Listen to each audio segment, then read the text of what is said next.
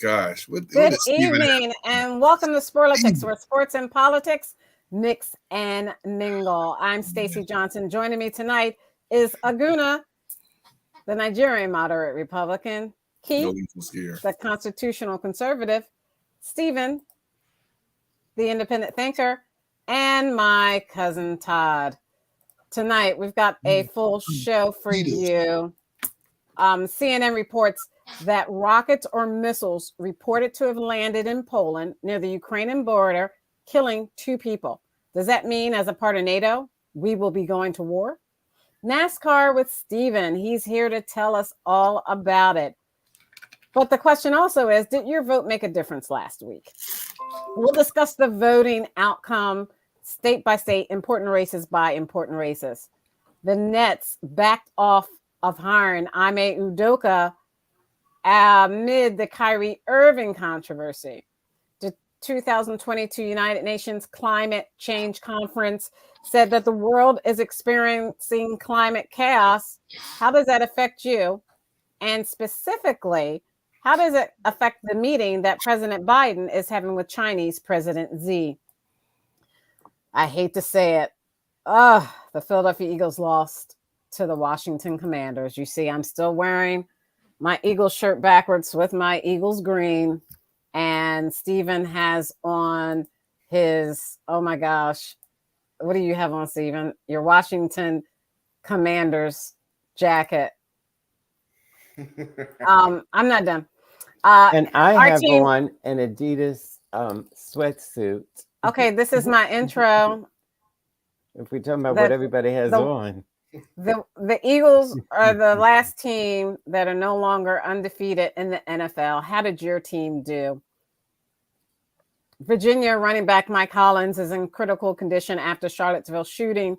Our thoughts and prayers go out to him and his family. Former President Trump is expected to announce his 2024 bid for President of the United States tonight, right after this show.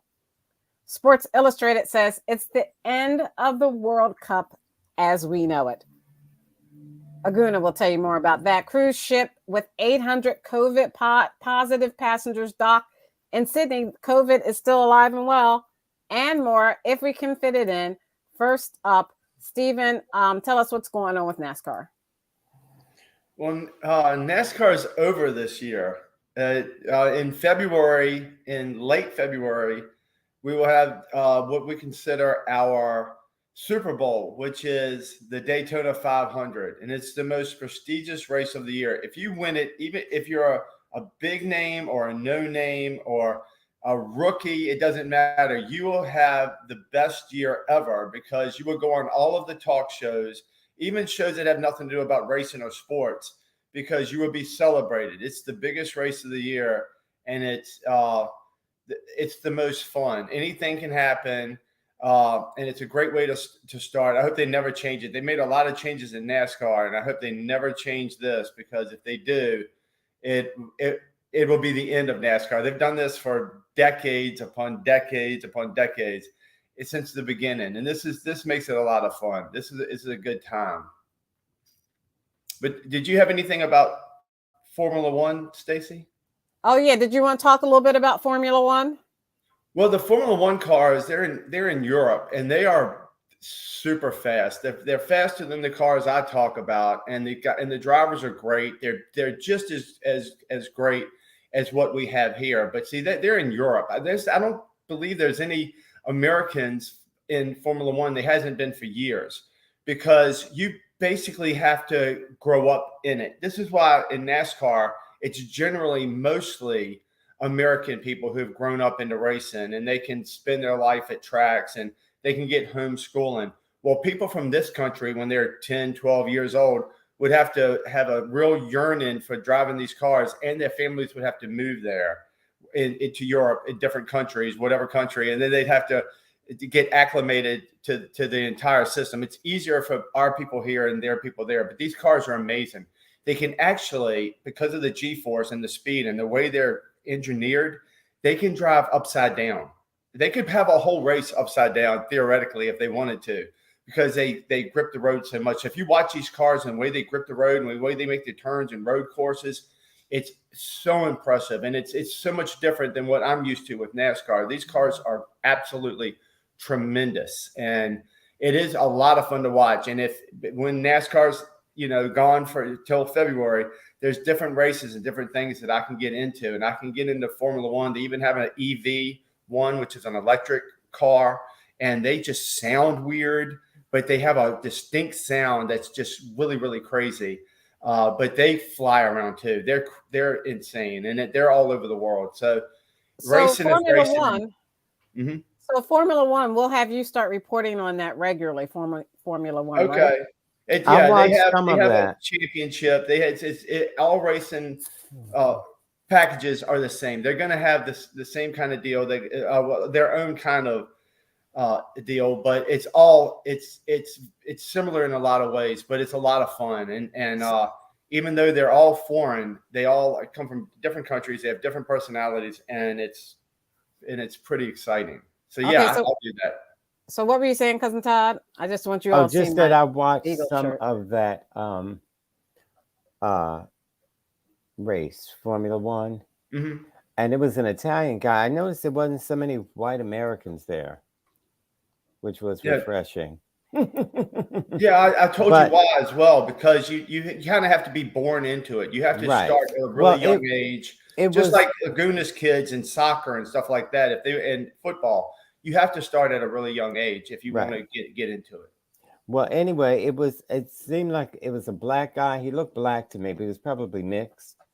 An Italian guy, I forget their names, but it was three guys who I watched. I think they came in first, second, and third. Who was that? Well, thank God we can almost identify their race, which is I know. We don't see color, Todd. Todd, we don't see color. Well, we're all different colors right here. That's because of the lighting. We're actually all the same color. It's just the different lighting that we have. Oh, okay. Well, all right. So there's that. All right, let's move on. I want to talk about Kyrie Irving. I'm trying to get an article in here, but the article seems to have a lot of videos on it, and they play, and I don't want to hear that. I wish you stopped humming, Cousin Todd. I think you're humming a song or something. Kyrie Irving, Aguna, he made an anti-Semitic comment. Do you want to talk about what he did? Well, I don't know if he made an anti-Semitic comment. Yeah, he retweeted about a video that was a movie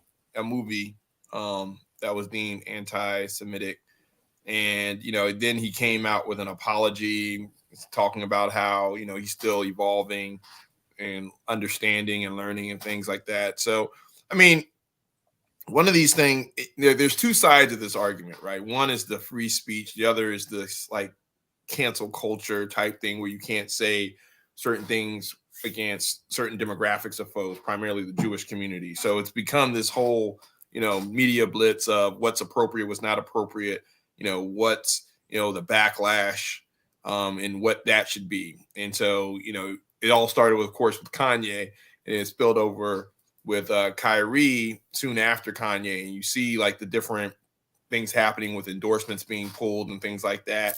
And it was an interesting skit on Saturday Night Live with David Chappelle, where he, as a comedian, he's addressing the issue, and he talked about, he threaded that line of comedic material with, hey, this whole aspect of highlighting what's free speech, what's the backlash, what's all these different things. But to Kyrie's point, they suspended him, but then he lost some endorsements, and there was like this huge wave of just a lot of commentary around what he is doing. And because of his status as an athlete and, the visibility, a lot of some people are offended. Other people are going to his defense and saying, hey, there other things have been said against, Black people and things like that. You didn't have the same backlash. Why is it that, by retweeting a video, all of a sudden, we have to issue these apologies and all these other things. So, I get it. Certain figures, certain sports figures, you got to be real cognizant of, what you say, what you do. But then again, there's also that whole freedom of speech type thing where, you know, certain people can get away with saying certain things, but other times other people can't, right? And Well, you hear that a lot. Well, let me ask you, Stephen, you know, was it fair for them to suspend Kyrie Irving for retweeting that when, you know, we would expect them to suspend someone else for doing, you know, the same type of thing if it was insensitive to other cultures? I mean, they can make whatever decision they want to make. It's their team, and if somebody wants to pull something, they can pull something. But I think it's ridiculous. I believe in free speech. Say what you want. If you come back and you're, I don't know, I guess you're sincere. I don't know. Just people should be able to put out whatever they want to put out. If people get offended, they get offended, and then life goes on. That's the way things used to be, and I don't have any problem. And Dave Chappelle, I said years ago, he's one of the best comedians in the world. Like I was like, one time I put out, Dave Chappelle is God because he's so right there. So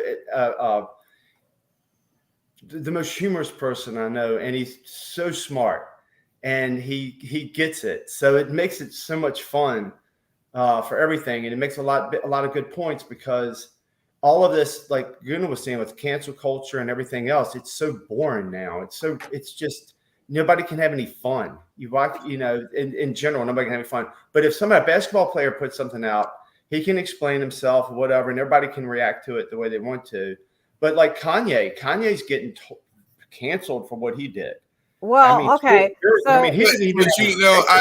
Because I agree with freedom of speech, but there's also accountability, right? Because just like you can say what you want and have that freedom of opinion, these corporations and these companies also have the freedom to destroy him. Yeah, they're trying to murder him. He can stay alive, but he won't have anything. That's like murder. Why go after? He went from like 300 million to 240 million. Something like that. I mean, it was like I don't know. If they keep going on him, he won't have anything left. If who keeps going on him, that people would be. That have that much power to destroy somebody. The banks are trying to destroy him. Everybody's trying to destroy him for something that was his opinion. Mm-hmm. Well, I mean, now wait a minute. Let's go slow on that because who is trying to destroy him specifically? Are you saying the Jews are trying to destroy the powers him? who be? Who are the powers that be? I was just gonna leave it alone. The banks. Okay. The banks and so I'm sharing my screen, but let me before he finishes that. Everybody is trying to destroy now. All right, so you look at Kyrie Irving; he was suspended. I understand what you're saying, Stephen. Excuse me. It says Kyrie Irving suspended minimum of 5 games on November 3rd, 2022.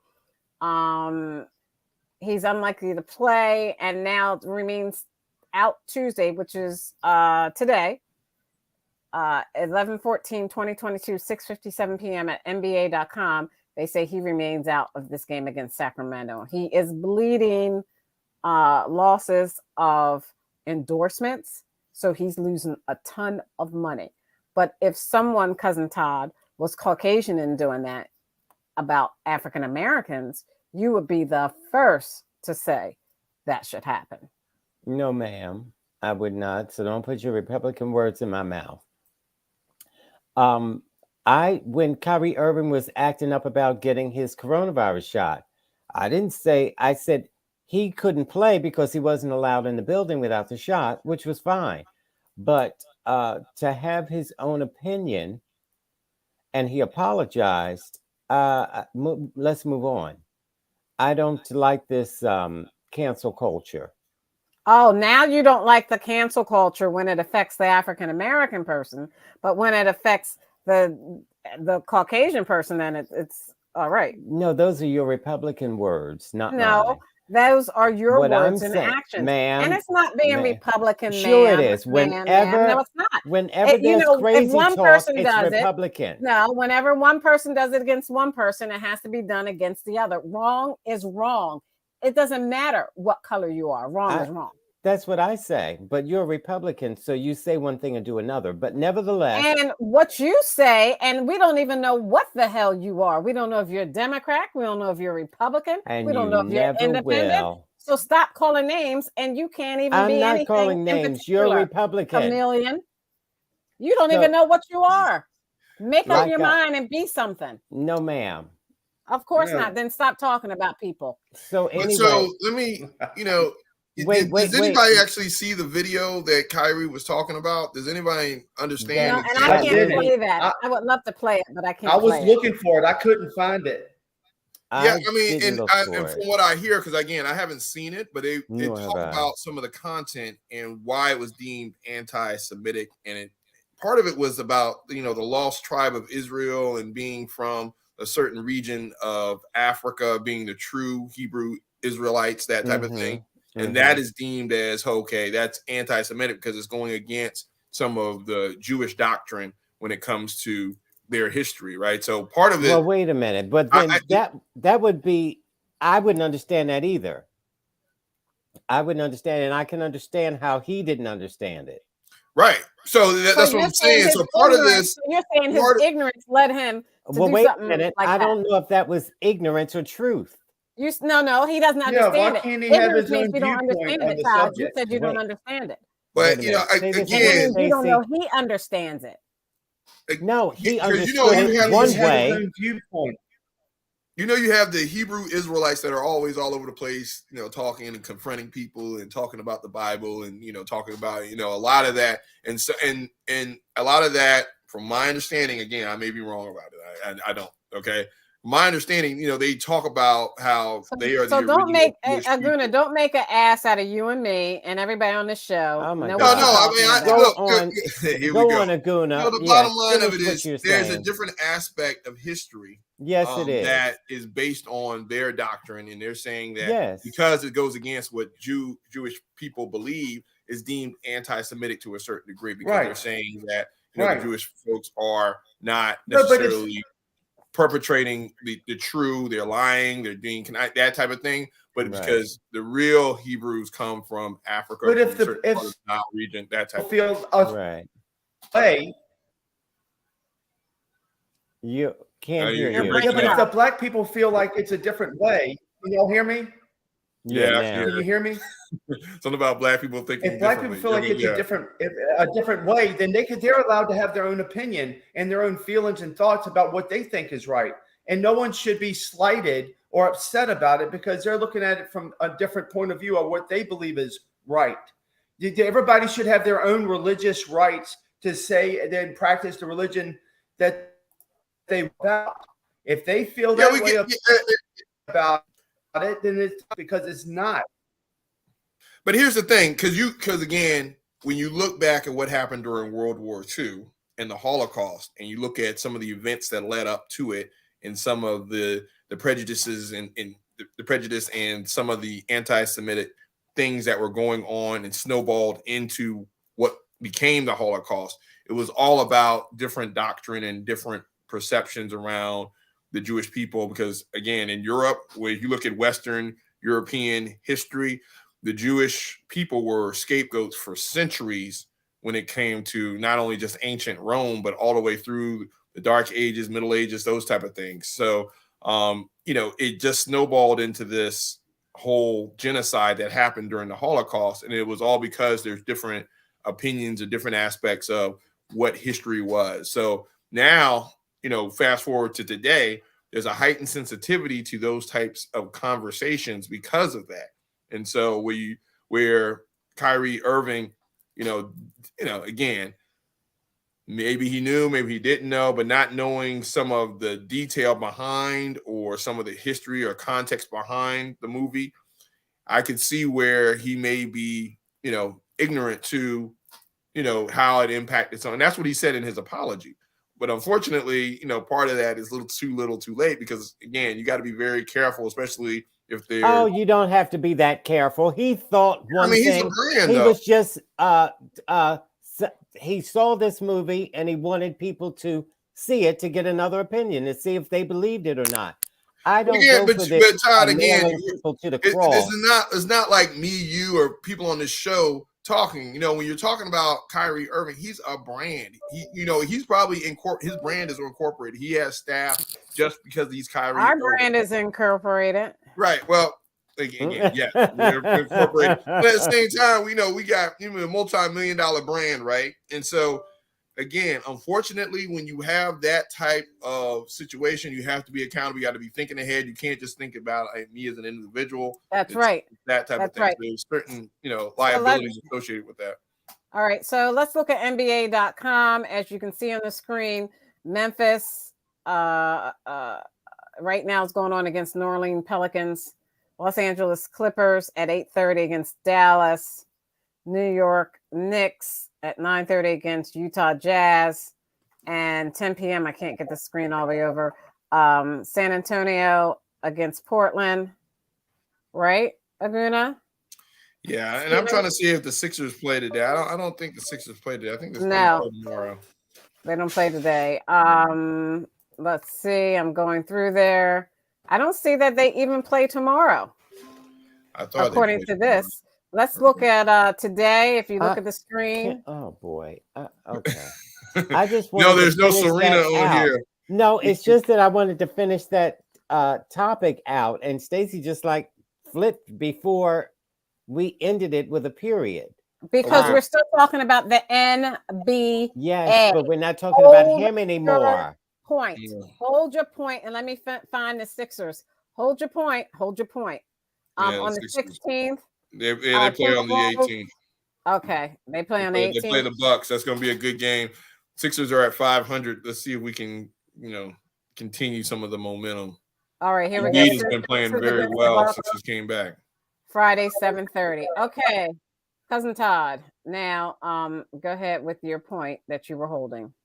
Okay, I just wanted to finish that out by saying I don't think anybody should be railroaded out of their sport because of their opinion. Now, it's not as if he was speaking badly about the Jews. The Jews will not replace us and that sort of stuff. You remember that? Well, you can go for them or hang Mike Pence. That kind of stuff is terroristic. To what he did doesn't warrant him being released from any team. It doesn't warrant. He apologized, and we're all making our opinions Republican. Yes. So he apologized. Non-denominational. So he apologized, and that's that. Now let's move on. All right. But we're not going to hang this guy on the cross. All right, Stephen, do you want to talk? Of course not. Stephen, do you want to talk about your Wizards? I wanted to talk about. Nobody wants to hear what you have to talk about. Before we move on, I just wanted to say about the NBA. The Sixers might. Oh, brother, can I get a word in? Yeah, this is his punchline moment. Go ahead, Todd. What do you mean punch? What are you talking about? I don't know what you mean. Hey, everybody's about to find out what he means. Go Every ahead. show is going to come around. Cousin Todd. Everybody's about to find out what you mean. Go ahead, Todd. I'll beatbox while you do it, Todd. No, ma'am. I just wanted to say, Todd Zone. Lord, he's just stepping all over me. If he let me live, let me breathe, get off of me. Down. Go. So, I forget what I was going to say about the Sixers. Bye. Okay, go ahead. I'm not going to waste my breath. You're going to make the Stanley Cup. Right, that's what he was going to say. Exactly. Exactly. That's exactly what I was No, I wasn't. I was going to say, if they make enough points, no, the Sixers are going to make the U.S. Open. No, ma'am. I was going to say that they need help. Like, for example, their point guard, Aguna. Yes, ma'am. Who's their point guard? Who's their point guard? Can you let me talk? Good night.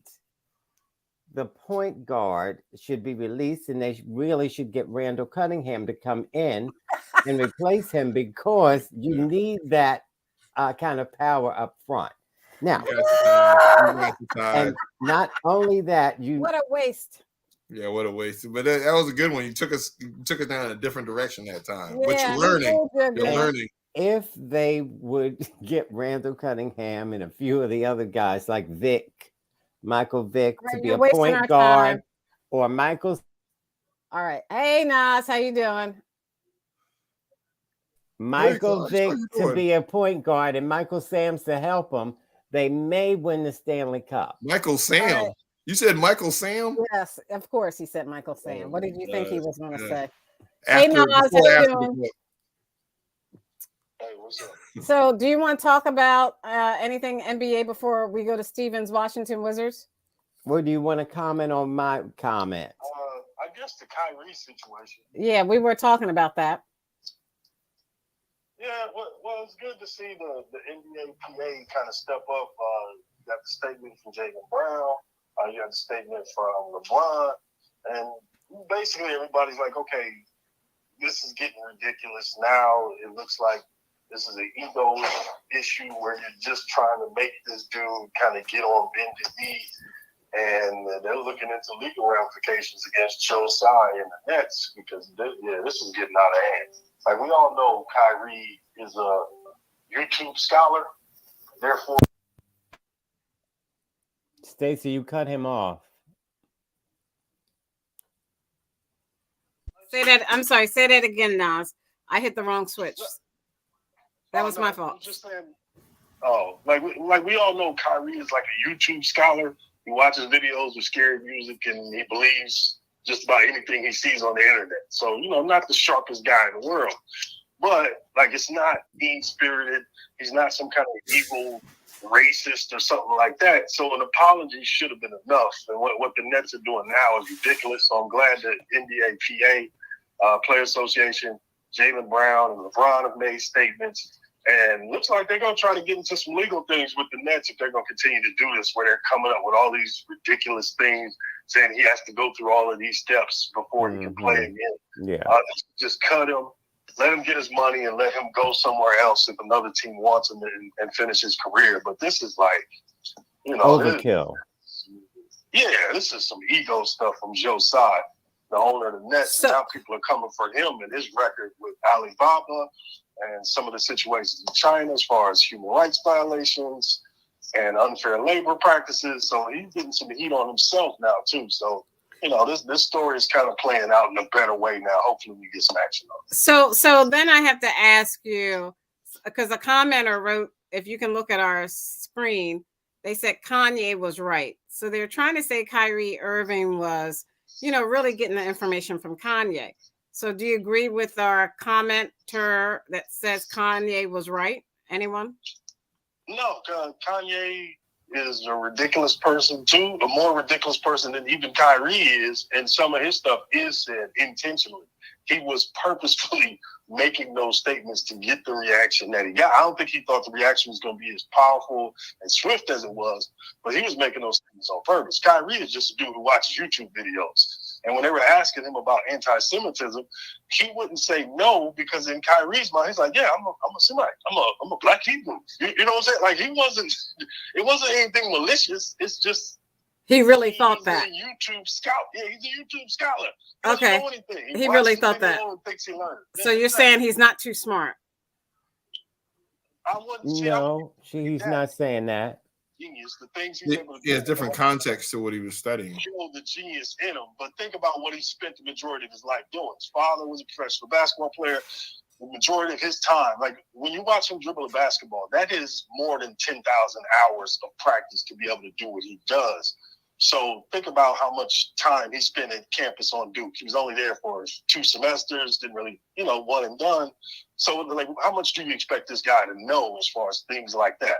So, he kind of fills in the blanks. And sadly, if you don't have a way of discerning what's what, you can be led down the wrong route. Right. So based on what Aguna said earlier, that Kyrie is a brand, multi-million-dollar incorporation, it seems like to me, if he's all that Aguna, he should be smarter than just doing what Nas is implying that he's doing. Yeah, but Stacey, listen to what I just There's said. difference of opinion. 10,000 hours of his life dribbling that ball to be able to have this. Just watch a video of Kyrie dribbling. Like, he's one of the best people to ever do it. Right, but Aguna was saying that he has a brand that has to be guarded. He knows what he's doing. Somebody is watching. Someone's protecting the brand. But it sounds like from what you're saying, they're not doing that. No, they try to tell him stuff. The problem is when you look, it's the same thing we go through on this show. We break down stuff, we find answers to things, and then we tell people, and then they go watch a YouTube video and they come on and say, "No, you're a liar." Are you talking about Stephen and Keith? I didn't call any names, but hit dogs can holler, so I didn't hear them say names, but I think they know who I'm talking about. So just think about trying to herd Kyrie into something where you try to tell him something's wrong, and he finds a video that says, "No, he's actually right." So, it's difficult. Okay. So look, think about all the parents or all the children who try to get their parents off of the QAnon conspiracy. Okay. So I've got to move on. Stephen, did you want to talk about your Wizards? I don't know what a Wizard is, Stacy. Okay. What's your favorite NBA team? You don't? Well, I can tell you what a Wizard is. I like Bruins.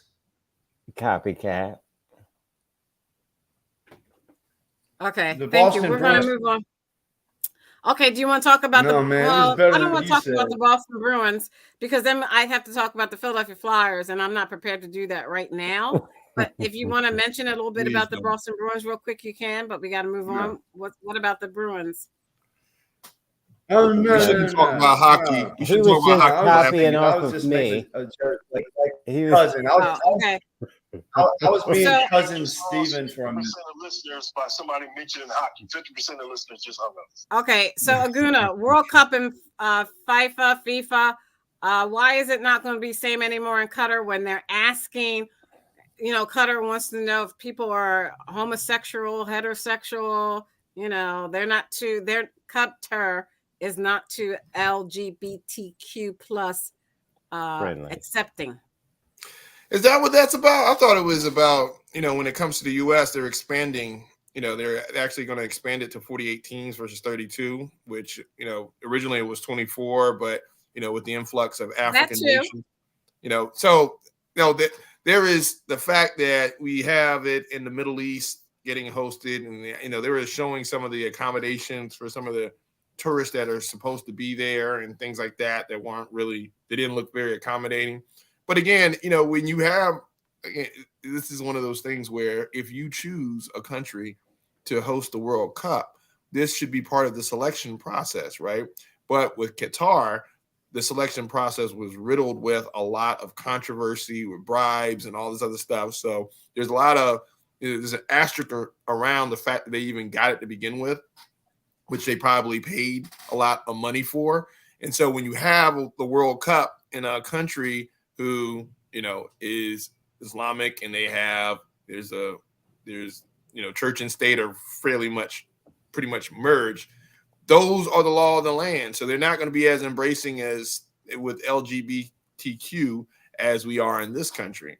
And that's part of the risk the host committee should have taken that in consideration when they were selecting the country to begin with, but they did not. So now you have, fast forward to today, you have to deal with, all this backlash and all this heightened sense of awareness around the fact that it's not accommodating. And of course there's controversy, but I do want to reemphasize the fact that when the World Cup comes to the United States in 2026, there will be 48 countries versus 32.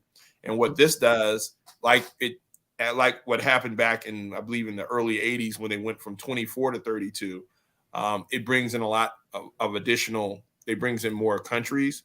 And what that does, it expands just the globalization or the global nature of the tournament itself. So now you won't have like Nigeria missing the tournament this year. They maybe have gotten in as a wild card, but what that does, it adds to the popularity. It gives a lot of these. It's going to be interesting because a lot of these countries where their players go and play in the Europe Club League and Premier League soccer, they may choose to go back and play for their country of origin, which will add to the more, diversity of, the tournament itself. So it'll give some more, competition, more teams, more notoriety, hopefully. And plus it's going to be in the US in 2026. So looking forward to, that it's going to actually, I think Philadelphia is going to host some games. So it should be pretty cool once it gets here in 2026. So if you look at this screen, I'm sharing this article by inews.co.uk says FIFA's meetings with LGBT charities are just a band-aid to cover Qatar's oppression, says the Arab LGBT group. As Qatar's World Cup draws closer, an LGBT group across the Middle East accuses FIFA of paying lip service to LGBT groups. They talked to us. We had so many different calls. And the last I heard from FIFA was more than a year ago, and they never followed up. Yeah, I mean, they're basically doing damage control, right? So when you have these situations where, you're going into a country and there may be some controversy around their embracing of certain cultural norms that may not be relevant in other countries. Again, this should have been fleshed out during the selection committee, right? So now you have, after the fact, you're going back and you're trying to. But doesn't it come down to, and Stephen, doesn't it come down to money? You say Aguna says it should have been flushed out during the choosing of who would host it. Qatar has a lot of money. Plenty of money, and they were given a chance. But I've heard it's been, I've heard it's been. They've compared it to having it in North Korea because these people are very oppressive, not just against LGBT. They're the ones that are upset about it. They're the ones that are protesting, but they're against everybody. You cannot swear. You cannot act out. You can't jump up and down. They put people in prison over there for doing this. You can drink in a specific area, but then they take you to a room, and when they decide you're sober enough to leave, then they let you leave. They're very oppressive to everybody, and they put a lot of people in prison. A lot of times it's thuggery that goes around in these soccer matches, and there's none of that going on. If there's any fighting, if there's any cussing, if there's anything that they don't deem respectable, they go off. They'll put you in prison. You can have a long term there. Because this is a different world, like Aguna says, they have a whole lot of different things that we don't abide by, that we don't go by. Just like the woman's in Russia for having weed, a little bit of weed, then she's going to a penal camp, right? She was sent to a penal camp, correct? Yep. Yes, ma'am. So, Cousin Todd, let me ask you, if you look at this. Cousin Todd, if you look at this screen, excuse me, let me ask a question. Sorry. Okay, well, I was going to comment on what he just said about I know you hate to hear questions undisclosed.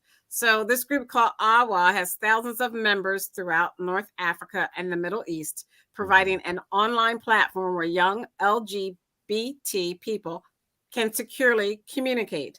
Due to an increase in threats, the co-founder is unable to disclose her name publicly, but spoke to to ensure the international community and the wider public understand what's happening behind the scenes.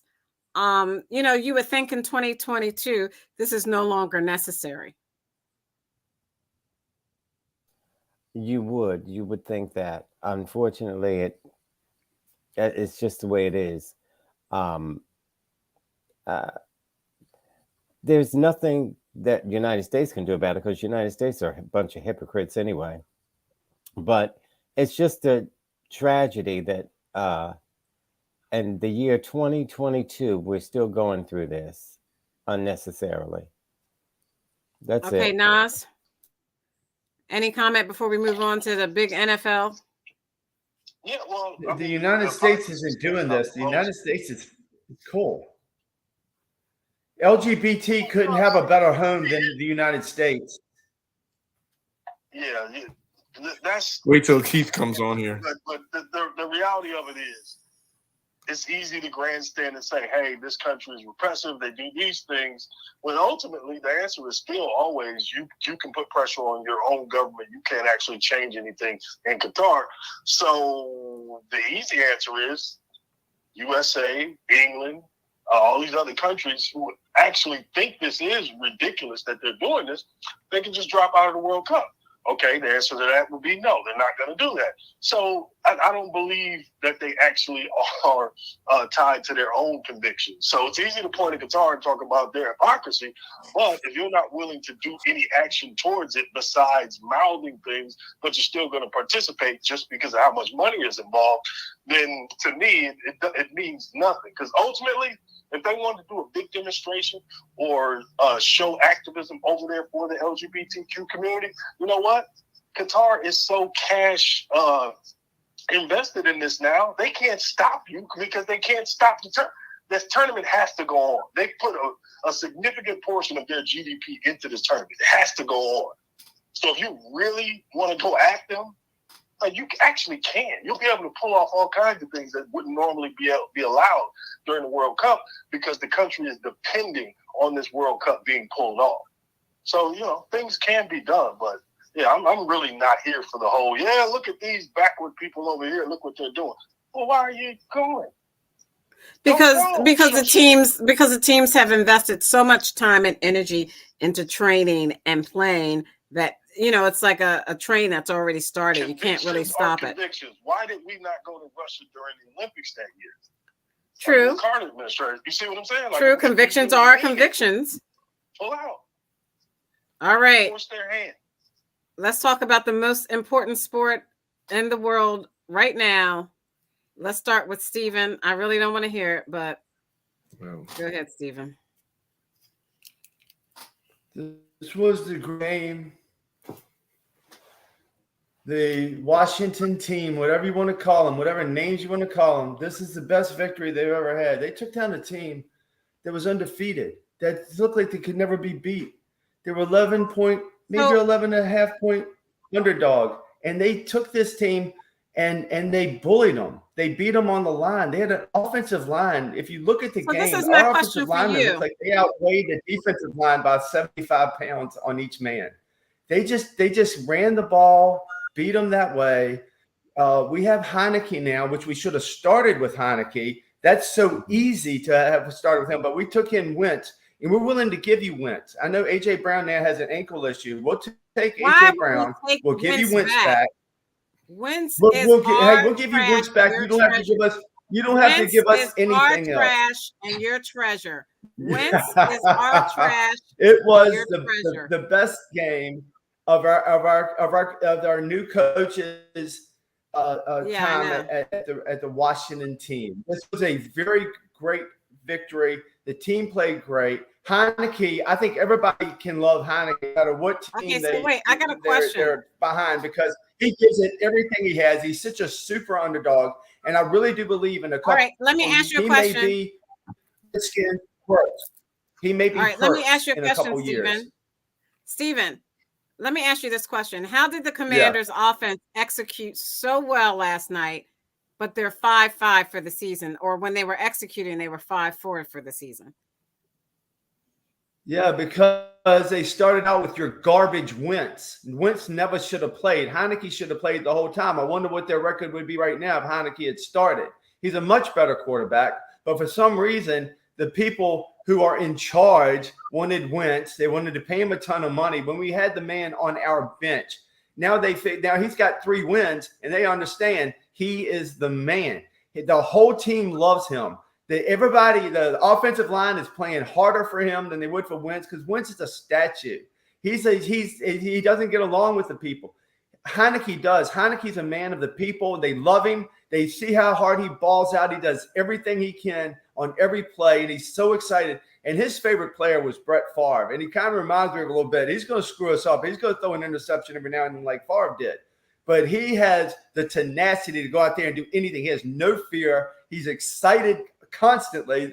He's not boring to watch. He's a lot of fun to watch. And the Eagles really should have won that game, no matter how bad they were beat on the line, on the offensive line. Our offensive line beat them. But they still should have won the game because they have so much more talent. But what really hurt them really quick was A.J. Brown. A.J. Brown is hurt. He's my man. I have him. I've got Jalen Hurts. You know how embedded I am with y'all's team. You know how bad this hurts me. A.J. Brown has got to be healthy. I don't care what they do to him. Do some kind of bionics in his ankle or something. But if you lose him, if he's out for any amount of time and I lose him, then forget about it because that hurts that team tremendously. Aguna. All right, so Aguna, I watched the post-game press conference with Jalen Hurts, and I'm coming to you now. I think I'm gonna go to Nas next because I don't want to hear Nas talk about how bad the Eagles are last. Hey, Stacey, excuse me. I have to take this jacket off because I don't want to be like that anymore tonight. Because I just did it for the beginning. Oh, wait a minute. Wait. I'm sorry. I'm gonna have to take this sweatshirt off too. I forgot I had this on. No, but it was just a really great win. It's just we're gonna soak it up for a minute because we'll never have a win that big again, and we appreciate it. I'm sorry it was against the Eagles, but it was a great win. And Stephen, I I'm not going to apologize for not being able. I was not able to congratulate you by text. I understand. I couldn't bring I couldn't these green lips and this green. And yeah, in the very end of the game, not bring myself. You have not bring myself to say anything good about the Washington Commanders. At the end of the game, when my man took a knee, you have a grievance on that. I understand that. There's no grievance. Graham had started moving, and you can't stop on a dime. No, he can't. Y'all have a legitimate argument, Stacey. It's what I'm saying. I mean, he started moving. He can't stop on a dime. He had already started to propel forward. I agree. It was bogus. It was a bogus call. So that was a BS call. But Nas, let me ask you. I looked at the post-game press conference with Jalen Hurts. They asked him, who is this loss on? He said the loss was on the Eagles. As other teams watch this game and they watch the Eagles defense, don't you think it exposed the weaknesses and flaws that the Eagles have, and all the other teams now will search to do the same type of thing that Washington did to Philadelphia? Well, I mean, yes and no, because the big rookie defensive tackle out of UGA was not available last night, so that's kind of why you saw the line. But one person can't do that. One person can't control. One person can't control a fumble. One person can't control Graham. One person can't control holding the ball, making those as Jalen Hurts said, uncharacteristic mistakes. One person doesn't do that for the whole team. Yeah, but that one guy changes the whole route of the game. Then they can't run the ball and sit on the ball and milk the clock like they were able to do. So that part, we'll have to see when he comes back how the Eagles' run defense looks. Because ultimately, as Steven said, this was just a fight in the trenches, and you guys got beat up. But Jalen Hurts saying the team, Eagles thing, that's a quarterback answer. That's what he should say. Who knows what he actually believes, but that dude has been trained like a robot over the years to always say the right thing. For him to lose his job at Alabama and then have to stay in that locker room and be upbeat and happy and not show sadness, like he learned a lot during his college years. So as any reporter, you're not going to be able to trick Jalen Hurts into pointing the finger and then starting some other controversy. He knows what to say. So let me ask you, quarterback answer. It don't mean nothing. All right, Aguna, the Eagles offense, they didn't seem to get into a rhythm. There were many miscues, many fumbles. Jalen Hurts said they were missing attention to detail and focus, and that will make a difference in how other teams strategize, I think, against them. And it reminded me, this game, Aguna, reminded me of the Buffalo Vikings game. I don't know if you all watched it. I watched that Buffalo Vikings game Sunday, and I thought, oh, no, this is going to happen to the Eagles. Buffalo should not have lost that game to the Vikings. And the same thing happened to the Eagles. Explain what happened and how Jalen Hurts' quarterback response of we're going to come back with a different type of hunger is actually going to make a difference. Well, first thing, congratulations, Stephen. What you were saying is 100% correct as far as the battle in the trenches. It's a shame that this biggest win for the year for y'all is just getting you back at 500, but you got to take the wins when you can. And it was a divisional game. So, anything could happen. I was nervous about it because it is a divisional game. I think they were favored by, you were right, like 10.5, 11, the spread was, and you just can't have that type of confidence going into something where, the Eagles really haven't been tested like that, right? So they're kind of thinking about the record, they're thinking about the home, they're thinking about the playoffs, they're thinking about all these different things. So definitely, to your point, Stacey, lacking focus going into the game. I mean, the game was one of those games where, I mean, despite how the Eagles played, they had multiple opportunities to come back at the end. I mean, they had some really bad fumbles. You saw the one with Dallas Goedert. Dallas Goedert, more so than even A.J. Brown, Stephen, is going to be out for at least 4 to 6 weeks. That's going to be huge, because, again, he was their second leading receiver behind A.J. Brown. But you saw where, the Quez Watkins fumble, the Dallas Goedert fumble.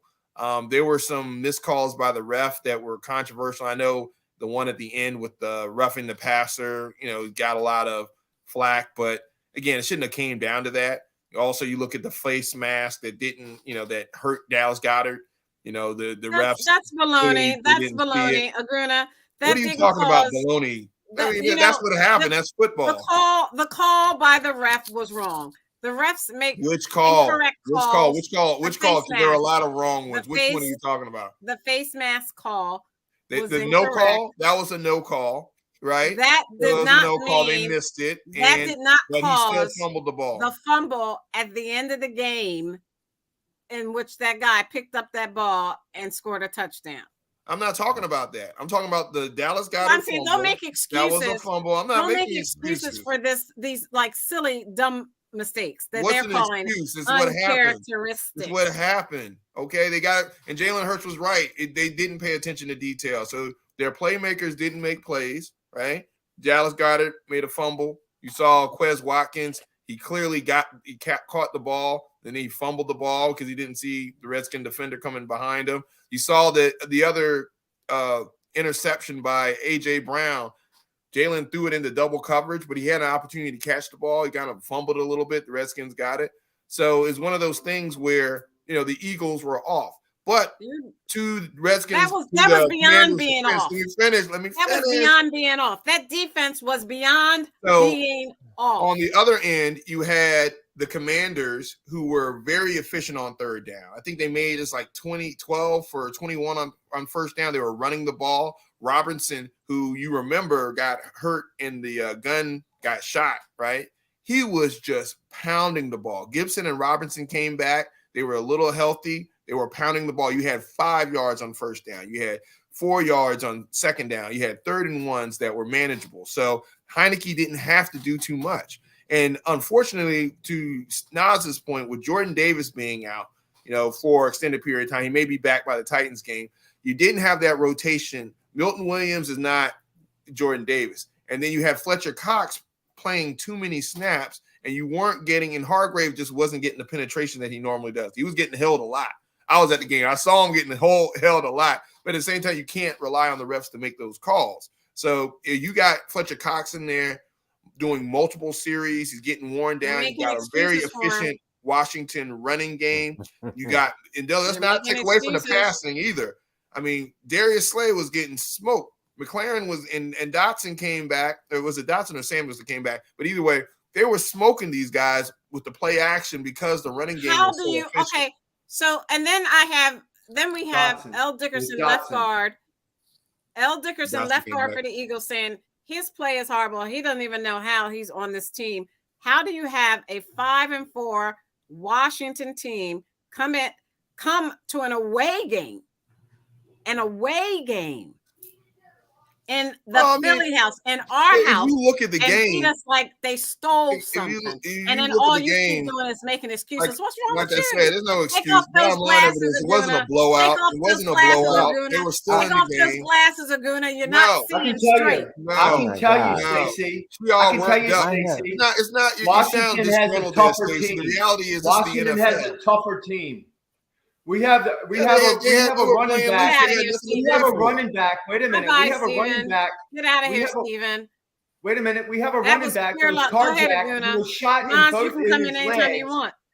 We have a running back that was shot in his legs right before the year started. He's playing right now. You know why he's playing? Because he's tougher than anybody on the Eagles. Okay, Nas, Well, Aguna, have- come in wherever you want. I Nobody wouldn't wants say to he's hear you necessarily talking I tough. have about He took something to advantage say. of his opportunity. Nobody wants the to hear Eagles it, are a good Todd. team. There's I a reason have- why the Eagles are 8-1. I mean, there's also a reason why the Commanders are 5-5. Yeah, but we're breathing down your neck. We started with the wrong quarterback. We're breathing down your neck. Look, at the end of the day, you look at the season, you split with us. So you guys are happy to be back at 500. We lost one game and we dropped to first place. Despite the loss, we dropped. And you know what? You know what, Aguna? Aguna. Do you know who I feel sorry for this week? Aguna. Do you know who I feel sorry for this week? I feel sorry for the Colts. I feel sorry for the Colts. Well, I mean, again, it's not necessarily a gimme game. Somebody else wants to talk. You still had Dallas Goedert. Dallas Goedert's going to be out, right? Quez Watkins. I mean, how about Eagles are going to play with a chip on their shoulder, but at the same time, they got to go out there and execute. You know, so it's not going. But is Brown going to play? Is Brown going to play? We don't know yet. I think he's going to play. I don't think it's an injury. Oh, yeah, but you also got to look at Jonathan Taylor in Indianapolis. You know, right? You got a really good running back. He hasn't been 100%. But again, teams are trying to run it down, like teams like the Eagles and against Dallas. Dallas also lost. They're looking to run the ball. Bored. Todd, you better tighten up on your defensive line, or Jonathan Taylor's going to get 200 yards. Okay, so let's look at the NFC picture. Excuse me, can you look at this screen? We're looking at the NFL division standings, the NFC East, and then the NFC North. The Eagles and the Vikings are in tie for their divisional standings. And then the NFC South with the Buccaneers on top, and the NFC West with the Seahawks on top 6-4. So with the NFC picture right now, the Eagles are going to the playoffs. Yeah, I mean, the Eagles are only have a one-loss team, and there's a reason why they're a one-loss team. Now, they still have things to work on. Everything I saw last night is fixable. It's not like you guys, I mean, Jalen Hurts was playing bad. I mean, receivers were dropping balls. You saw some turnovers, some sloppy plays. That you can fix. You can't necessarily fix talent. We don't have a lack of talent on the Eagles. Yeah, but this is the problem. Everybody got a peekaboo into how we play. The way our defense crumbled, everybody got a peekaboo. Oh my into gosh, they lost one game. Nas, come in. This isn't now they can play football. Teams constantly make adjustments. That's okay, right. You guys think if we see that the Eagles don't see that? Help me, you think that we're just so insightful that the Eagles won't make adjustants too? You know, I mean, at the end of the day, it happens. Nas, help me, Nas. Let me say this before Nas comes in. As a Falcon fan, to watch you Eagles flying high all season and talking all that crap, I'm loving this. I'm loving Steven wearing the jacket. I'm loving y'all mad and disappointed. I'm loving 28-3. I'm loving 28-3. Let me tell you something, all right? Wait, don't tell him nothing. You guys are below 500. Listen, wait. Hold it. You're going to win the division. 2 things I want to say here. I want to say that Steven's glasses look better than Aguna's glasses. Hey. And then look here, Todd. Thank God I don't have to necessarily need your opinion to feel good about myself. Oh, well, goody for you. Yeah, anyway, good job, Steven. I like looking like this. They're okay. They're okay, but the L that we took last night. But Steven's glasses are better. But let me say this: to lose one game, a hunting glass. He's going for a turkey shoot after this. To lose one game, so y'all better be careful. I'm going for a turkey shoot. Y'all better be careful. All right, to lose one game and to have all of this conversation about it is crazy. They only lost once. And this is like a. Todd's trying to make a funny. He's trying to make a funny. Go ahead, Todd. No, I wasn't. I was just saying. Thank goodness. Lost one game. And nothing. Okay, so before we go into politics, it's only one game. It's only one game. You know, again, there was this whole mantra of going undefeated that was being hung over their head. Fine, yeah. We got it out the way. We lost. And then Stacey's talking about, they learned their program. They learned their whole program because they lost one game. Out of I mean, the thing is, teams make adjustments throughout the year. So to say, I mean, every team is going to run the ball. You look what did the Packers do against Dallas? They ran the ball. The Bears ran the ball for over 250 yards against the Dallas Cowboys. So if you can run the ball and you don't have to have your quarterback drop back 30 times in a game, yes, you can win teams. You can slow down. The Eagles, the one thing the Eagles didn't do against Washington was run the ball. They waited till later on in the second half to run the ball. They should have been running the ball all the time, and they wouldn't have had a lot of those turnovers that you saw. But, again, we're going forward. They're a run-first team. They need to get back to that. So I'm So okay, it's just going one to game. Indianapolis. I don't even know why we're still talking about it. Because we Okay, love so football, before we Todd. go on to talk about something and else, Serena retired. So we got to so talk about something. Aguna, in your Eagles glasses, do you want to talk about your latest great food restaurant that you experienced? It was one place you put on there that had these on your Instagram that had these crazy desserts and burgers. Oh, well, I went to Carytown Burgers. Stephen, you should be familiar with this. This is in Carytown in Richmond. And the good thing about it is I have a dog, and they're very pet friendly. So the dogs, they bring dogs to water. They got some really good tater tots and but it's Carytown Burgers and Shakes or whatever. Fortunately, their shake machine was down while I was there, but they had some really great hamburgers. The hamburgers were good and they were pet friendly. So if you have a dog, you can take. I know some people don't want to eat, around dogs, but they have a patio, so you're not in the restaurant with the dog, you're outside. All right. So, and it was a nice day. Fortunately, it was almost 70, 80 degrees down in Richmond this weekend. So it was a good day to eat outside, to walk the dog and stuff, but really good hamburgers, really good tater tots. I had the Big Mike, which is it's about a 2/3 pound. So it's like a quarter, 2/3 pound burgers. I ate the whole thing. I put an egg on it, right? Put an egg, bacon. So only way to eat a burger. You got to eat a burger with an egg on it. If you don't do that, you're chicken. Well, right? if Mama never told you, I'll tell you. Right. A moment on the lips, a lifetime on the hips. I know you're watching your figure, Todd, but no, I'm not. I think your beard alone. Your beard alone, Todd, is like 5 pounds. I'm making a joke. Let me say this, and then we can move on. Yes. And I thought of this when Keith came. I actually was distracted a little bit earlier. This thing about Qatar and LGBTQ community. Countries use this thing to distract the people from what's really going on. The fact that they're poor, no work, and being mistreated. Qatar is not poor. Wait a minute.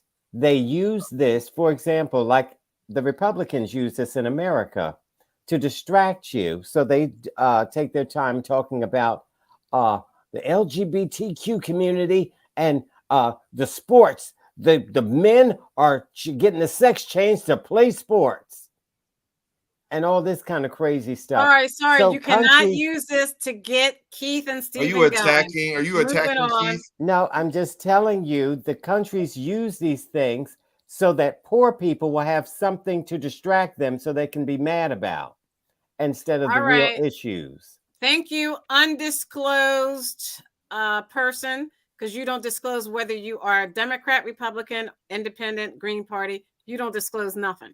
I'm a common sense person. All right, undisclosed. I vote who's ever benefiting. He's not allowed to vote. You better have an ID. So we're going to go to the. Why would not be allowed to vote, Stephen? Why would not be allowed to vote? Screen that I am sharing. Once you locked up at one point, you're probably a felon. I'm sharing a screen that shows the House, the remaining House races, the path to 218, where you have 11 undecided. The Republicans have 217. They had a +5 net gain. They need 218 for control, and the Democrats have 207. Are they going to get it? And did today's support by House members of McCarthy to be the next Speaker of the House really, get everything going for the House, the lame duck session that started today? Nas. I mean, this is like worst case scenario for the Republicans. So this is just them trying to rally and save face because they had a lot of winnable races and elections that they lost. The red wave was predicted. It turned out to be a puddle. And at this point, they're kind of reviewing everything. They're trying to figure out who's going to back DeSantis, who's going to back Trump. Like, the Republicans are just in flux right now. Like, normally when you have a president as, I would say, as, I don't know, as partisan as the support for Biden has been, typically the other side sweeps in the midterms and you get massive change. We go back to that Obama. Yeah, but the difference was the Roe versus Wade overturning by the Supreme Court. That was the difference. Well, that's one thing. Like remember Obama talked about being shellacked in 2010. People spoken, we were shellacked at the midterm. That's what he said. And you watch this play out, and yes, Roe versus Wade had a big part of it, but also just Generation Z, period, had a big part of this because people that young typically did not participate in midterms. But when you also, not only the LGBT issues and Roe versus Wade, you also had the idea of people talking about getting rid of Social Security and Medicaid care. No, where they were talking about nobody was talking about it. They were. They were not. So the Republicans ran terrible races, and they had a lot of candidates who I would say were fringe candidates who were talking about election denial and everything else. And we talked about this months ago. If you constantly tell your base that the election is going to be stolen, how much energy does some people have who aren't really that, politically involved to where they say, well, the hell with it. I just won't vote. No, so won't vote. Stayed home. So this was a terrible showing by the Republicans. And you're seeing this. And you saw in the suburbs. Like, go ahead. Yeah, and I was going to say, if you look at the suburbs, the average suburban independent voter, right, and the issues that impact them, and looking at even on this show where we don't get into the policy issues, we just get it. It's completely the left wants to destroy this country. It got into this identity politics and grievance versus actually talking about, okay, how will the Republicans, fix inflation? How will the Republicans do a lot of the things or reverse some of the things that Biden is doing that they're saying, is impacting the country in a negative way? You didn't get into those conversations. So suburban voters, younger voters were like, you know what, enough of this goddamn conspiracy theory stuff, this grievance politics. We rather keep who's in office now than go with these Yahoo wackos who are just railroading and aren't talking about solutions whatsoever. They're just talking about how they hate the other party and not offering nothing. And just, again, McCarthy was talking from the beginning on what he was going to do when he got the House, which, again, I think they're going to win the House. I mean, gerrymandering alone is putting them in position. You look at some of the House seats in California and you look at New York and in Texas. California 23, California 40, California 45. I mean, it's on your screen. California 41. Where they California. a lot of these districts. A lot of these districts were redrawn in favor of the Republicans. So by those numbers alone. But what you see here, though, a lot of especially the suburban voters, you look outside of DC, you look outside of Philadelphia, these were districts that were leaning Republican traditionally. But because we had these controversial candidates running, they weren't able to flip those seats. And the Democrats did a lot better than most. And if you look at this off-cycle election where you have high inflation, where you have all this he should have lost. About gas prices, you got all these things, they should have at least picked up a net of 30 seats. That's right. They'll be lucky to get 218 at this point. And again, but they're going to flip the House. The Senate, and you look at the Senate, that's a whole different story. They're not going to flip the Senate. And even the runoff in Georgia is not going to matter. And that bodes very bad for Republicans because, again, you should be able to flip both. Okay. I mean, there should have been an easy wave because, again, it's easy kitchen table issues if you actually bring those up to the table. Not sitting there and talking about Now, let me talk about this Social Security thing. Well, wait, Todd, before you talk about this, what does the Social Security thing have to do with this? Because Guna was just talking about how they were going to abolish Social Security, and Stephen said no. And that they were talking about every 5 years. They can't do it. That's every a lie. 5 years. Every 5 years you would have to be reevaluated. Did you hear me? That's the Republican plan. Every 5 years, your Social Security is in jeopardy. Let me get Stephen and Keith in here. Keith, you talked to me specifically, and Stephen specifically about how Carrie Lake lost her bid for governor, and it was fraud. Keith, do you want to explain why you think it was fraud? She just didn't lose. Well, I didn't say it was fraud. I said that there's. I did. I said that she was going to contest it, which is a good thing because There was Well, some. why would she contest it? Well, because first of all, she was in the lead for quite a while, and it took so long. That's what happens in races. It took a long time counting votes. to count, and it took a week actually, beyond the date of the end of the of election. Other And so states, the same thing happened.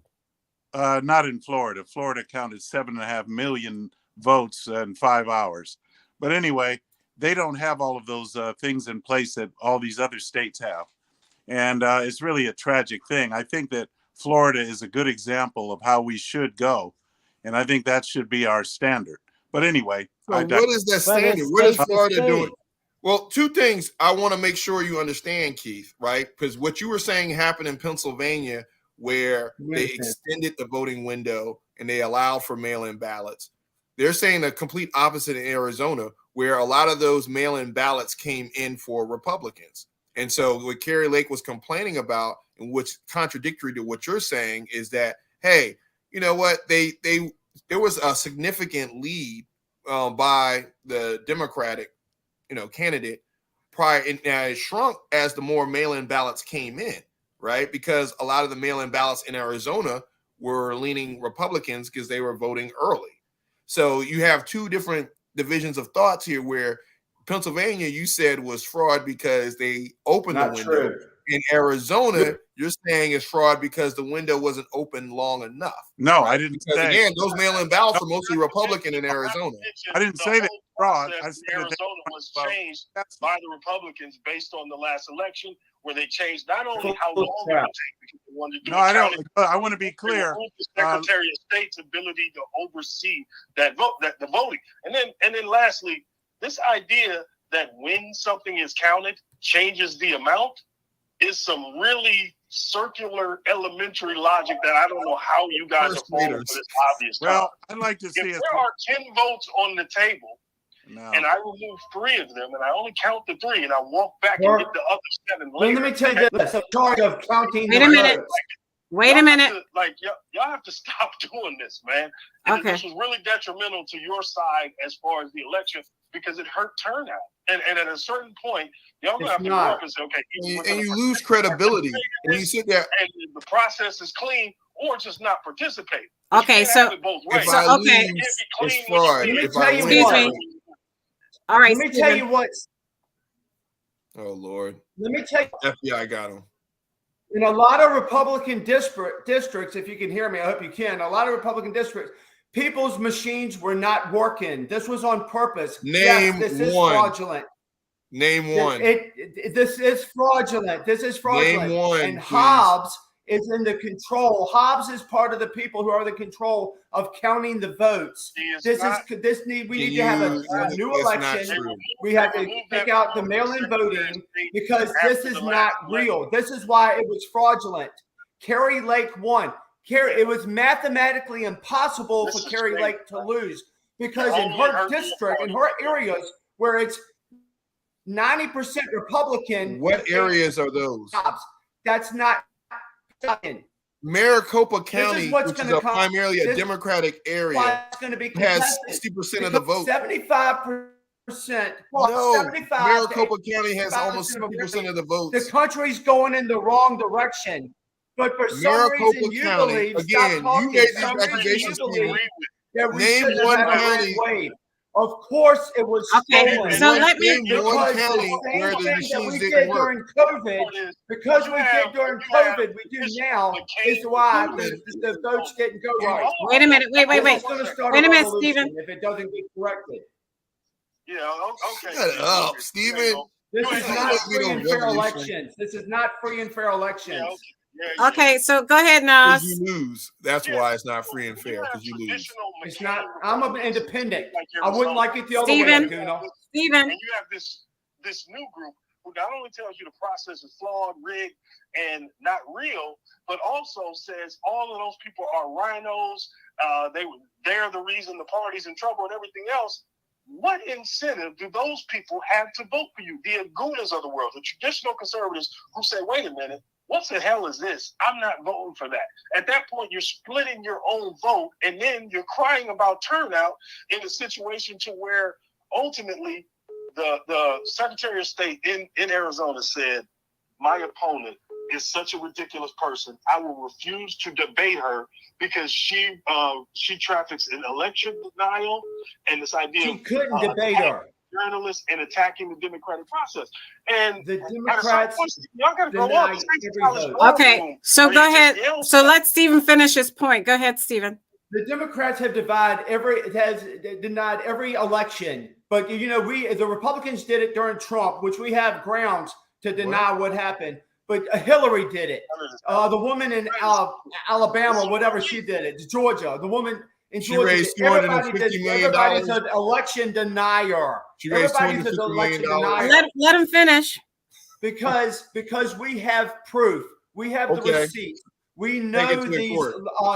are fraudulent because that's what COVID was about. Admitted in That's court. why countries like France, they don't let people do mail-in voting because it's rife with you can always cheat. Wait a minute, Nas. Wait a minute, Nas. Mail-in voting. That's why they have it. And Wait a and minute, Keith, Nas. and listen, Keith said it. Keith said it. Florida can do it in one day. These other states don't do it because they put enough mail-in fake votes to override what's going on. And that should be generally. easily proven. That should be easily proven. It's going to be that's easily true. proven. Okay, then why haven't they? proven? Okay, why so haven't let's they move proven You know on. what? You know why it doesn't haven't happen, they proven Laguna? Because they drag their feet so long. By the time we take Who it is to they? court, the judges say we can't look at this Trump now appointed because judges. time has expired. The Trump That's why appointed these judges. states So, are not okay, can't count on. It takes 2 weeks to we count have to the stop votes now. because they drag their feet, so we can't take it to court and prove they were cheating. Okay, So let's did look they at. cheat in Georgia? We Where live Kemp in a Wait a minute. banana Let's look at the republic. race in Georgia. No, we Excuse don't. me. No, we Excuse don't. me. Stop it. You Excuse can't me. just complain because you Abuna, lose. you got to election. stop it so we can You move live in a on. banana We don't have republic. much time left. All right, then leave. Look at the shared screen. You show Georgia and Brian Kemp. It had 53.4% of the vote, with Stacey Abrams at 45.9% of the vote. That was fraud. Nas- That was fraud. She No, said no. her last That was election fraud. was fraudulent. Fraud. She fraud, said her fraud. last election was fraudulent. Why did she say She was that? an Why did she election- say she's an that? Because we election had law. denier. Everything that you were lying Stacey about, Stephen, Abrams about is an voting election machines denier. Excuse in me. Fulton County. Okay. Nas, what in the world Fulton happened County, there were down there long in Georgia? lines. People waiting. There was a lot of fraud going on. Hold on, Laguna, just for the record, for people who are listening, to make sure that we fact check things on this show. So Stacey Abrams did not deny. Yes, she did. Yes, she She said did. there were irregularities. Everybody out there can look this No, up. I'm not talking about Yes, this she election. I'm did. talking about her last election, not this election. No. Excuse me, he's got to finish. Stacey, let me go ahead and expose this liar. So Stacey Abrams said there was voter suppression, meaning Right. that in districts that typically vote Dem, they didn't have enough machines, the wait Right. times were longer, and they were coming up with different rules in order to slow the vote in those areas, which was a Personal legitimate logs. charge. You can find this backed up by Greg Palatz, investigative reporter, who's kind of covered this thing for decades. She accused him of voter suppression. And he was also the Secretary of State, and he had a voter caging list where he removed voters off the rolls and challenged their vote and threw a lot of their votes out. Now, after that was done, she did still make a concessions call to Brian Kemp. She did in 2016, and she did I'm in not 2020. talking about this election. I'm talking about the last election. He just said both. He just said both. Denial is more pretzel wrapping of Stephen and his nonsense. Again, listening to people like Mike Lindell instead of serious people. Now, getting into the election. You're talking in Georgia, about this time, semantics. what we You're saw- talking about Just be semantics. quiet. Just be Hold quiet. up, man. Calm down. Just be quiet. You had a You're good night talking about last night. semantics. You don't know anything. Be quiet. So as far as what happened in Right. Georgia, we ultimately just have to come to this conclusion. There were Republicans in Georgia who felt good enough about Brian Kemp that they wanted to reelect him, but they did not feel comfortable giving their vote to Herschel Walker, so they didn't support Herschel at the same rates. And because of that, Herschel's going to be in a runoff against Raphael Warnock. This is going to be interesting. The Republicans are going to put everything they have into it because they have to win this race, while the Dems, they don't need it, but they damn sure want it. So this is going to be if he'd be able to hold those areas. He beat Stacey 2-1 in those areas, and because of that, he won the election. There's been no denial. He got his concession call. Stephen is a liar. I'm finished. But the runoff is not going to bode well for the Republicans, because the reason why Herschel Walker got any votes was because Kemp was on the top of the ticket. In a runoff, you got to stand on your own, right? So you're going to go into this runoff very motivated on the Democrat side, because again, they smell blood in the water.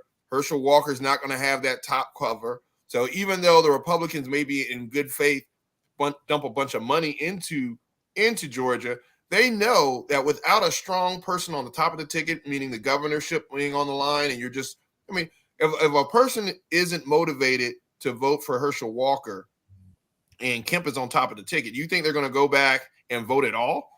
These folks, the Democrats are going to show up in droves again and again. If you look at the Atlanta suburbs, if you look at Fulton County, DeKalb County, those folks, that's almost 2/3 of the vote of the state. Almost, you can get if you can get them out to vote.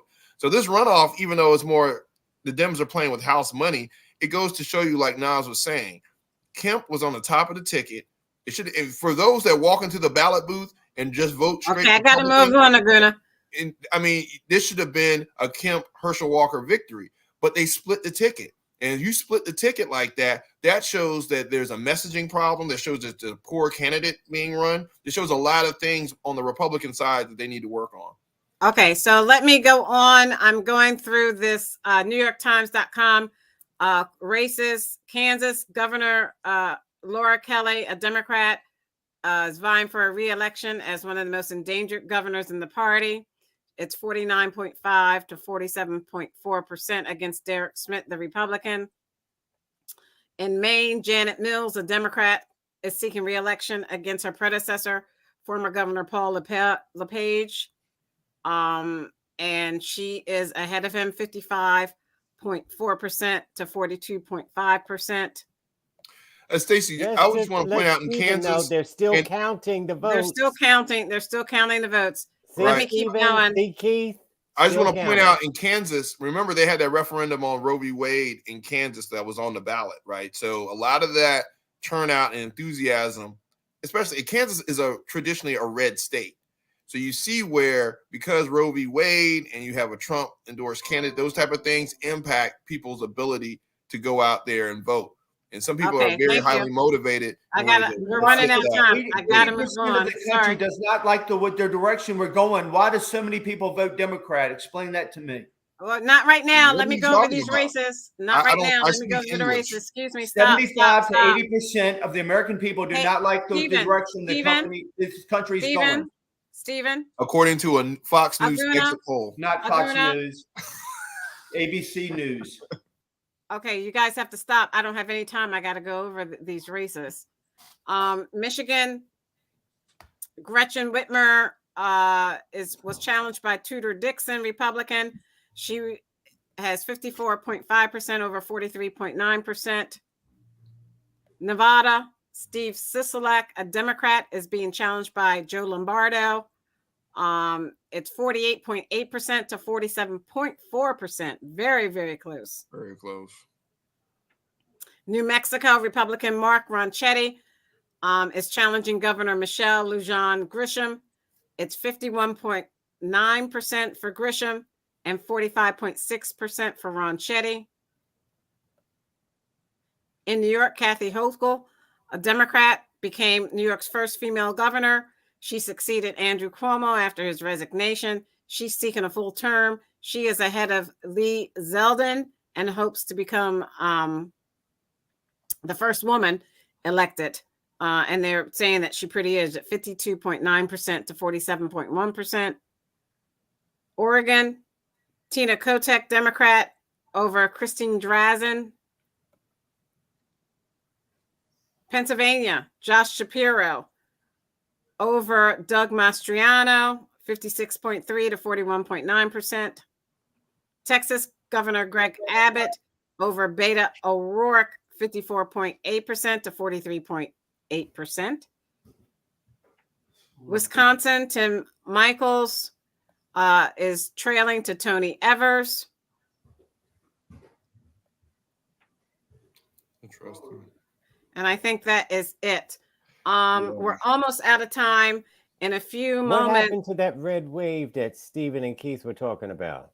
Well, I think Stephen made a good point about, he said that 75% of the country, it doesn't like the direction that it's going, right? So despite that, they still voted for the Democrats. That should tell you, that's telling, right? So let me see Because what they didn't want to risk voting in Yahoo's Trump-backed Yahoo Keith, candidates. Keith, why did that happen?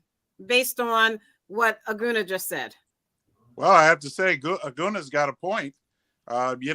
And Aguna, it's really surprising that Aguna's even Republican, but I have to say that Aguna's he's got a good point. He's a traditional Republican, not a What Trump. Aguna said is factual. I mean, they voted Democrat. I mean, California's been doing this for years, so I'm not really surprised, and I'm not really. And I never said there was a red wave. I never said that.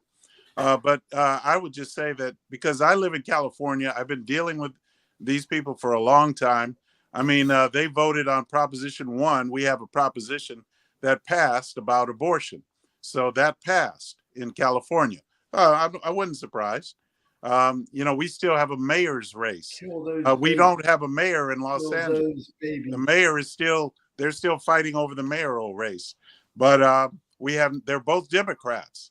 So I guess that didn't Republicans gain like 3 or 4 seats in California on the House side?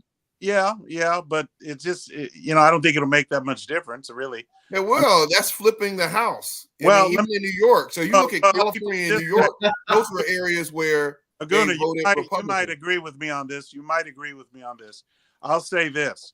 I have to see it first. I have to see it to believe it, because you remember when the Republicans had both the House and you remember years ago, they did nothing.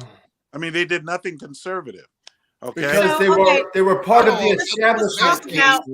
They were part of the establishment. So let's see. They started the lame duck session for President Biden, but at the same time, President Biden, who is at a G20 meeting in Southeast Asia, had convened an emergency meeting. If you look at this, President Biden today called an emergency meeting with other world leaders.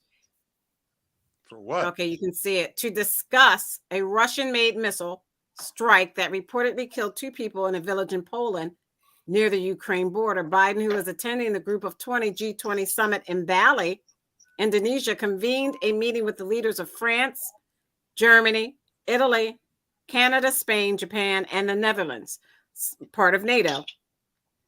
The leaders of the European Commission and European Union were also in attendance. Let's start with Stephen. This will start our round table. Will this start a nuclear war, or will this start World War III as we go in to protect and take up for NATO? No, ma'am. This was an errant missile. This was a mistake on Russia's part. There's no way they want to start anything like that. Is it a mistake, Stephen? Do what? You talked to Putin and he told you it was a mistake? Putin, hey, I mean, common sense. I know that gets away from you most of the time, Todd, but common sense tells you that the man does not want to start World War III. It's not in anybody's best interest. It was errant missile or missiles that got away from him. There's no way that was on purpose. And everybody's going to figure that out soon. That's just my assumption. I don't want to make an ass out of everybody on the show and myself, like what happened earlier. But I do not believe that this is something that was intentional, because it would have been a lot more. And I don't think Russia has a big problem with Poland right now. I think it was just inadvertent, and these things happen in the fog of war. I don't think anything's going to come from it at all. I don't think anything's going to come of it. I think everything's cool. Everybody relax. We're not on the precipice of the Third World War, and we're not going to die all in a fire. So a lot of stuff is going on the Hill today, in that we're in a lame duck session. You have McCarthy simultaneously. A round table to talk about the. It is. Oh, okay. Well, you can add on that towards the end. You can add on that towards the end, but it is. I want to cover as much as I could during the round table, as opposed to limiting it to just what we're talking about. With all this going on in the world, we still have McCarthy saying he has full GOP support to be Speaker of the House. We have McConnell looking to maybe go against the Senator Rick Scott from Florida to be leader of the minority group in the Senate. And you have Rick Scott from South Carolina. You have the shutdown of the government and a bill that has to be voted on prior to December so the federal government won't shut down. How can we have anything done? How can they walk and chew gum at the same time? Well, there's so much going on. Well, there's the answer to Aguna's question. I mean, if we still got McConnell and McCarthy in charge, it ain't going to change much. Oh, well, sorry. who do you want in charge? I'd rather have Jim Jordan in the House in charge, but he, I'd rather have him. And so Nas, let me get you in before we're out of time. It's 9 o'clock. I'm sure the former president of the United States, Donald Trump, is making his announcement. But go ahead, Nas. How are they going to manage all of this? Well, I mean, it should be pretty easy because Trump candidates performing so poorly means that the Republicans don't have to be so tied to the MAGA contingent where they fear being called a rhino and ostracized and everything else. So they can go ahead and do regular government business instead of holding the U.S. Credit, hostage like they did in 2010 when they did this debt ceiling madness, which cost all of us a lot of money over the years. So in the middle of inflation, hopefully wiser minds will prevail and the Republicans won't do this emotional thing. But just to add on to the question that was asked earlier, when they said, oh, well, do you like the direction of the country? And they said 70% said no. The follow-up question is, which party do you trust to steer us in the right direction after? And I think the voting showed where people feel about that. So you can't just ask that one question. You have to ask the follow-up because I think we all know what the answer was. No red wave, status quo, and Joe's probably stronger than he's ever been just because of the midterm results. Okay, thank you. Aguna. Nobody likes him. Nobody likes him. Man, see, and then we always get to this elementary debate on this show. And Stephen just takes it there, right? It's not about popularity. Nobody likes Joe Biden. You're looking at effectiveness. Nobody likes the country's one of the most effective. Well, you have to admit, Aguna, Joe Biden has some really, really low ratings. He's got a lot of wins. And so for Stephen to just come on here, nobody likes him. But regardless of I know who they don't like even more. He has very low ratings. Biden has very low ratings right now. Nobody likes him. Years ago, Houston has had a lot of wins. They're still higher than Trump. And you can see by the voting, they had a lot of wins. NATO, because again, they expanded because Putin invaded the Ukraine. NATO got more powerful. More countries joined it. So now, he's getting put into this box of I'm not getting very popular at home because I got this draft going on. Soldiers are being killed in the Ukraine at an alarming rate. I'm having to retreat. Okay, they're I bombing gotta cut things. you off, Sabrina. And so the last point I'm going to make is this. Again, on this show where you hear all these yahoos talking about these grievances, that's why it was a puddle. Because, at the end of the day, and I know the yahoo speaking, but look, at the end of the day, they didn't vote for you. They didn't vote for this grievance and this scare tactics that you always peddle on this show. You're the reason why the Republicans didn't win. Okay, thank you. Cousin Todd. Yeah, I don't know if this was a mistake, like Stephen is convinced. You hope it's not. Putin was threatening. You listen to Russian troll farm, Stephen. You hope it's Putin not. was threatening You want World War the III. United States that if we got involved, they would be warring against the United States. Remember that? If they got involved with Ukraine, and anyway, you can't say it was a mistake factually. I don't believe it was. I think he was testing us. And about this red wave that you were so convinced was going to happen because Democrats are evil and you're going to lose. You are evil. And so you are evil. That's why no one votes for Republicans right there. All right, we're out of time. Evil can win elections. This is not Lord of the Rings. And so we're not good versus evil. Let Cousin Todd finish his roundtable. Grow up. So then once you lose, you have to resort to fraud. Trump taught you how to do that. Taking my ball and going home. I And lost. So you so cheated. there's no fraud. You just simply lost. And Trump knew there was no fraud, but he knew you were dumb enough to believe him and send him $250 million, which he never All right, thank spent you, Cousin Todd. on We're out of stopping the steal. He has that money in his arsenal. So He's going to use it tonight to launch his next bid for president. yeah. So everybody, we got to get off because we've got to see this buffoon. It's do going this. on right now. Fearless leader So- is speaking, Stephen. You To better our go first and get your responders t-shirt in our on. communities. You guys vote Your for Trump tie made in China. Your Trump tie is made in China. To our They first voted for Joe responders. Biden. Excuse me. To To our first picking on responders in Biden. our You're being a bully. communities. No bullying. You make our lives livable. Thank you, thank you, thank you. To the women and men of the U.S. military for all that you do and sacrificing your lives so that we are free to say whatever we choose on this show. We are forever, forever indebted. On behalf of Aguna, the Nigerian moderate Republican, Go Birds. Keith, he disappeared. The constitutional conservative, He's getting that Rogaine. Stephen, the independent thinker, Redskins.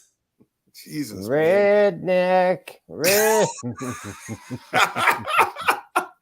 and my cousin Todd. Oh, Thank you, man. Nas. Communist. Thank you, Nas. You didn't come help Communist. save me, Nas. I was waiting for you to come We help need you, save me, Nas. Nas. We need you. I needed you. All that Eagles anxiety to hit you in the chest. That's not nice. Oh. We'll talk to you next week. Good night. Energy independence. Dr. Fauci. Yeah, that's what we need. That's what we need. These are all the trigger words. And the red wave is coming because you're We don't need evil. independent. I like you, Aguna. You want to You don't go even know what licking you're behind talking about. Trump. I'm not like you, Aguna. You I want wanna to have go energy licking behind independence, Trump. like we And had we Yeah, didn't know. I invest energy. You want to You don't go even know what licking you're behind talking about. Trump. I'm not like you, Aguna. You I want wanna to have go energy licking behind independence, Trump. like we And had we Yeah, didn't know. I invest in energy. So I hedge Yeah. my bet. Okay. Yeah, I you invest stop invest in licking energy. You're not behind like me Trump. at all. You got tennis You're shoes not so like you me can at go all. running and Stop run off all Stop them burgers licking you eat. behind Okay. Trump. Excuse me. Before we go, check us out on like and subscribe to us on YouTube at Sporlitics. Check us out on Stephanie Stallworth's The Flow Television Network, Twitch, Twitter. What else? Twitch, Twitter. What's the other one? TikTok.